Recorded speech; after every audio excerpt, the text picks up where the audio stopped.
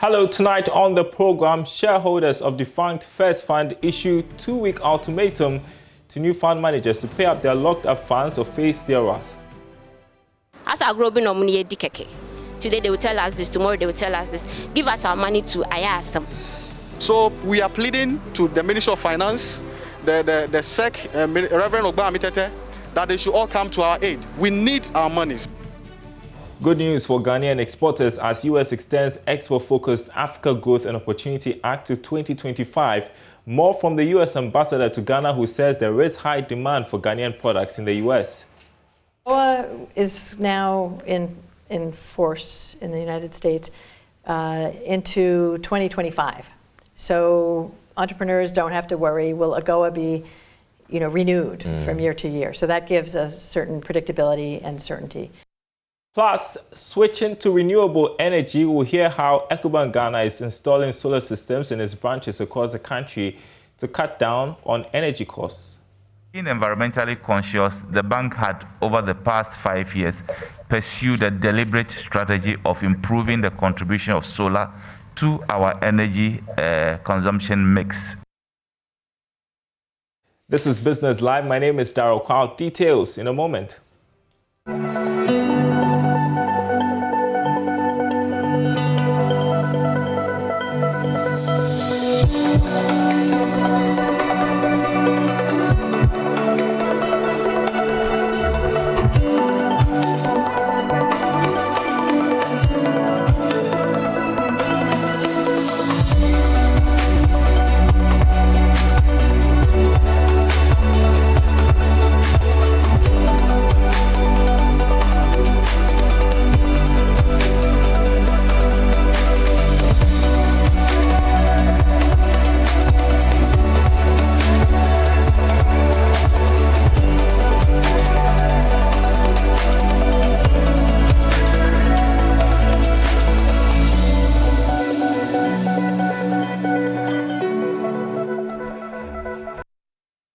Well, first up tonight, shareholders of defunct First Fund, then operated by First Bank Financial Services, now TTL Capital, have issued a 2-week ultimatum to their new fund managers to pay their locked-up funds or face their wrath. According to the spokesperson, Michael Kwabla, a total of 170 million cedis of about 24,000 investors has been locked up for the past 2 years. There's more in this report. Addressing the media at a press briefing, the shareholders called on the Securities and Exchange Commission to, as a matter of urgency, intervene and retrieve their funds. According to the spokesperson, Michael Kwabla, a total of 170 million cedis of about 24,000 investors have been locked up for the past 2 years. Basically, we are here to draw the awareness of the board of First Fund that we need our money, locked up money for 2 years. We need our money. They should operationalize the fund. We'll give them 2 weeks ultimatum to operationalize the fund and let us have our money. We are not even looking for 100%. We are looking at 60% of our money. Then they should give us a plan, a working plan, that the remaining 40% can be paid. Because the money that are sitting in the bank, every day it is accruing interest. And TTL Capital is charging 0.5% of that interest. So the more the money sits at the bank, it is our loss and their gain. Now, some of the aggrieved investors whose funds have been locked up spoke to Joy Business. It's about 20,000, and it was more than 20,000, but the value that they gave us was 0.75 then. But when these people took up, now they said the value has reduced to 0.72. So it means the money that you thought you have there previously, it has also reduced. As our growing money today they will tell us this, tomorrow they will tell us this. Give us our money to IASM. So we are pleading to the Ministry of Finance, the SEC, Reverend Ogba, that they should all come to our aid. We need our monies. It's been 2 years. 2 years. Our funds have been reduced. In fact, I had over 90,000 Ghana cedis in my investment as of 1st of October 2019. Then on the 7th of November 2019, the First Bank's license was revoked. Now, when we requested a statement from TTL, and when they sent it, my investment has reduced over 4,000 Ghana cedis. Imagine somebody who has $1 million Ghana cedis in the investment. How much it will be reduced? Imagine what someone, let's say a pensioner who has about 150 of all his pension money in there, how much will be reduced? I hope you understand. So this is the magnitude of crimes that is happening in TTL and then the First Fund Board. So we need government to come in and come to our aid. This is the time that government should step into these fund management companies and make sure that they are operating according to the law. As we speak, they have received over 30% of the fund. When will it take for them to pay us? If you have received 30%, say, look, this is what we have. Take it whilst we work on receiving the others. Up to now, nothing. And our monies keep on reducing. Even with them, from 2 years, it keep on reducing. By the time you realize we don't have anything in our fund. So we want the government SEC to come in and make sure that the board, those who invested beyond their powers into the commercial papers, they are called to book. They should not be working scot-free whilst the ordinary Ghanaian suffers.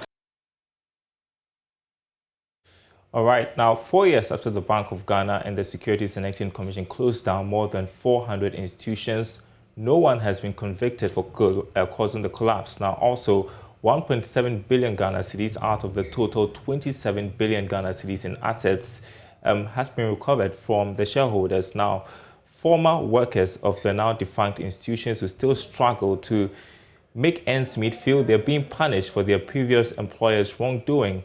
Joining us, Daniel Darcy takes a look at the cleanup and its impact. The morning of the 14th of August, 2017 was a restful day for Ikea, a 36-year-old single mother who had been working in the banking industry for 10 years. I was on leave, actually, so I was home, listening to the morning news and breakfast shows as usual. And then I overheard it. I heard it over the radio that Capital Bank and UT Bank had been taken over by GCB. And some selected assets of UT Bank and Capital Bank. The premises of UT Bank and Capital Bank will be rebranded as branches of GCB Bank.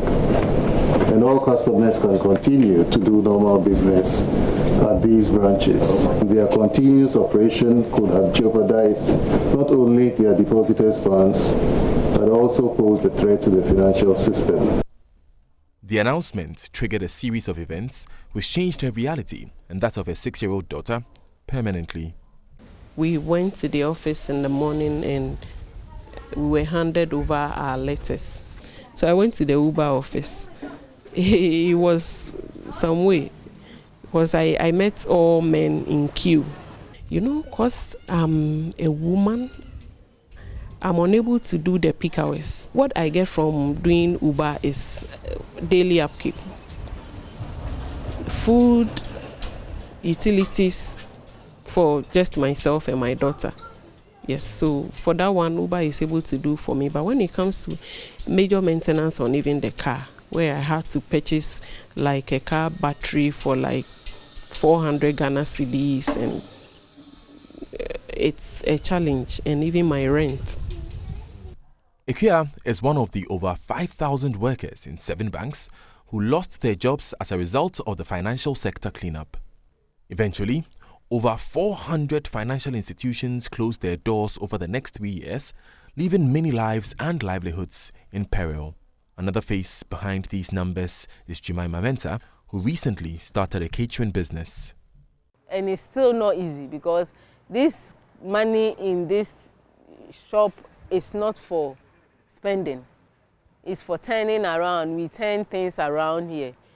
So you don't get any money from it to solve your problems. So things are still hard. But since we have this, and it means there is still hope to do something. So now the washing has stopped. I've graduated from washing to catering.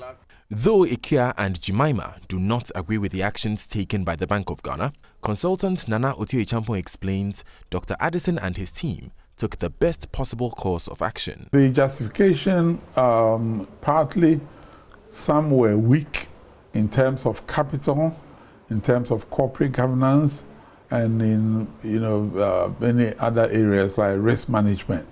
So allowing them to stay on was one option, but not the preferred option, because sometimes a system will be so broken that your only alternative is, to get rid of it and start afresh.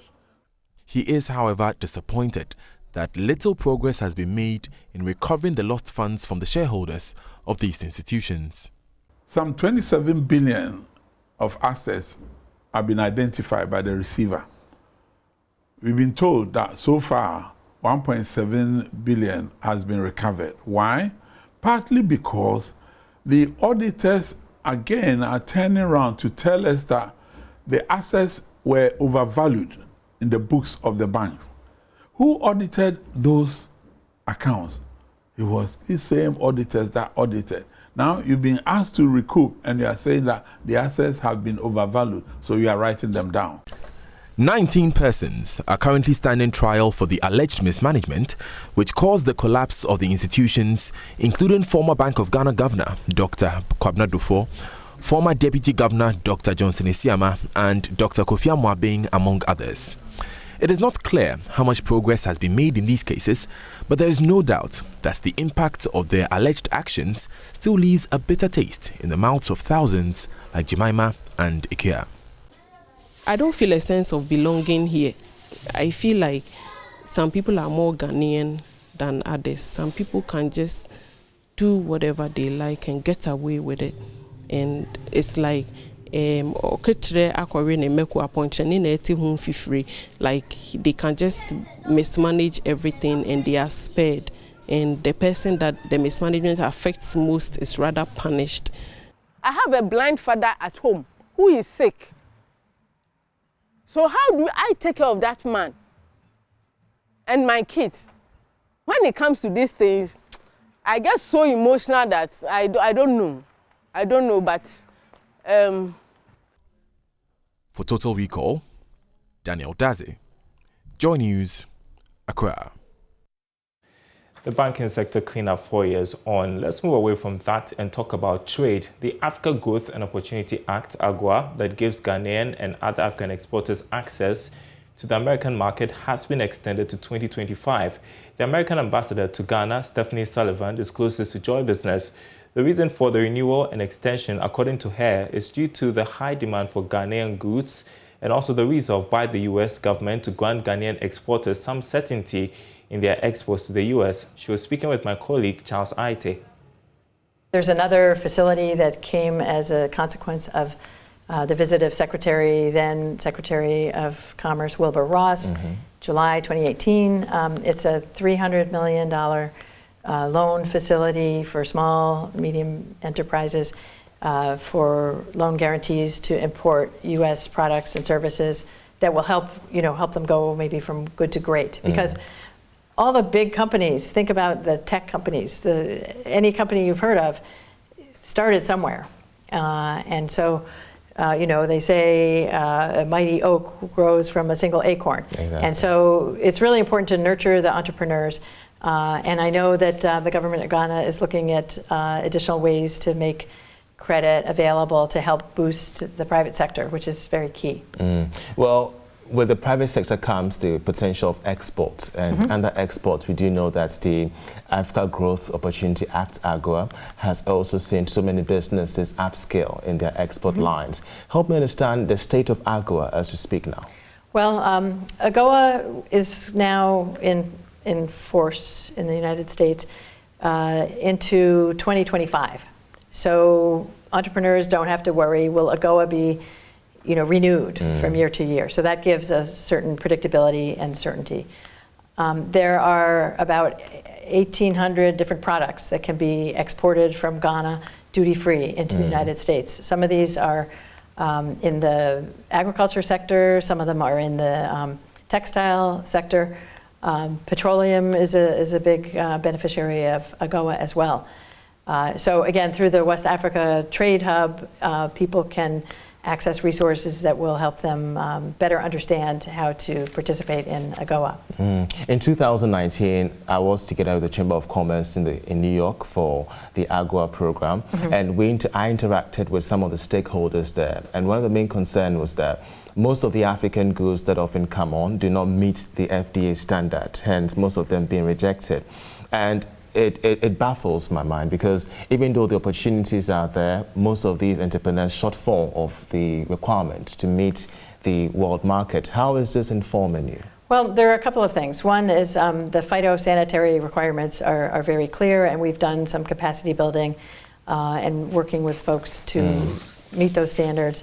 The other area is packaging. And again, since 20 years ago, I've seen an incredible leap in the professionalism and quality control of the products that are available here, and that could very well be exported. There's a huge appetite for products from places like Ghana. And so it may have been a tough year for a lot of people just trying to scrape by, but we're coming out to the light at the end of the tunnel, and my team and I are very interested in working to encourage entrepreneurship and private sector businesses here in Ghana. You're watching Business Live. Still to come, switching to renewable energy, we'll hear how Ecobank Ghana is installing solar systems in its branches across the country to cut down on energy costs. Being environmentally conscious, the bank had, over the past 5 years, pursued a deliberate strategy of improving the contribution of solar to our energy consumption mix. More from the MD, Dan Saki, after this break.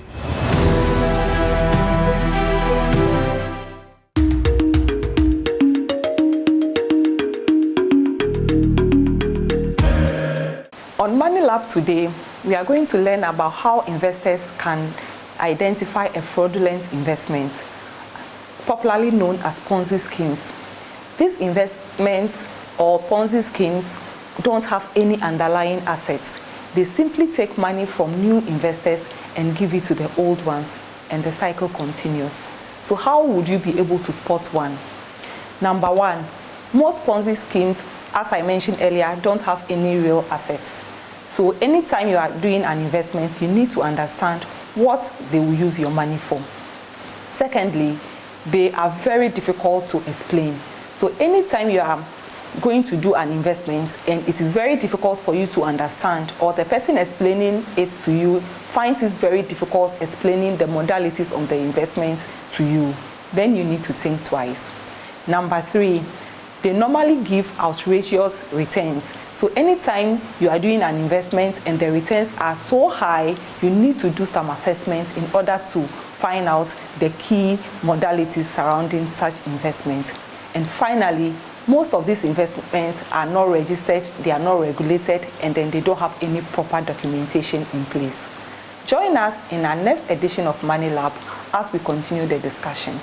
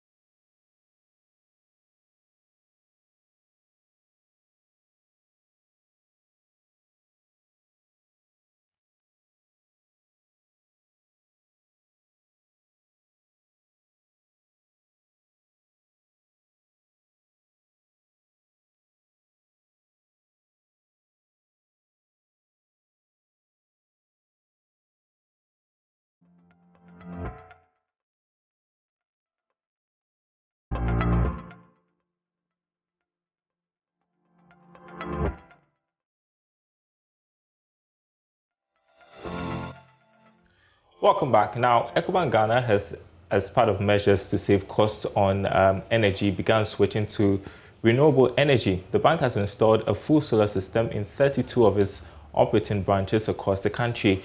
Managing Director of the bank, Dan Saki, assured shareholders that this is a cost-saving measure to enhance the bank's sustainability and clean energy program.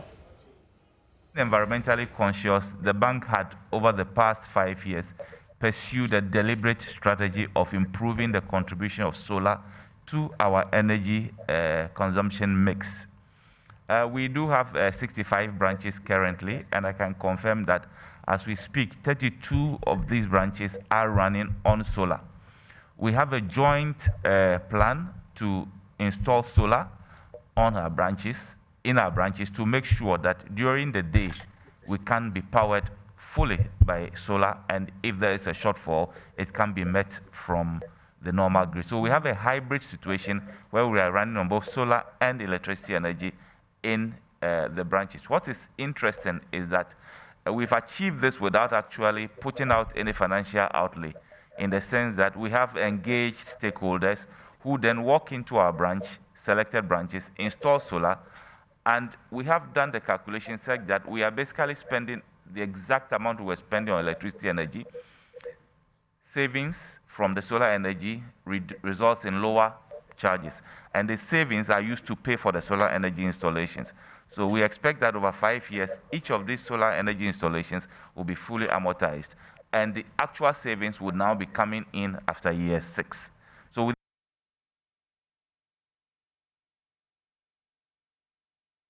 all right, we're taking next to the Upper East region, where some 132 youths in the Talented district have become new entrepreneurs after acquiring various skills from a vocational training program organized for them by ActionAid Ghana.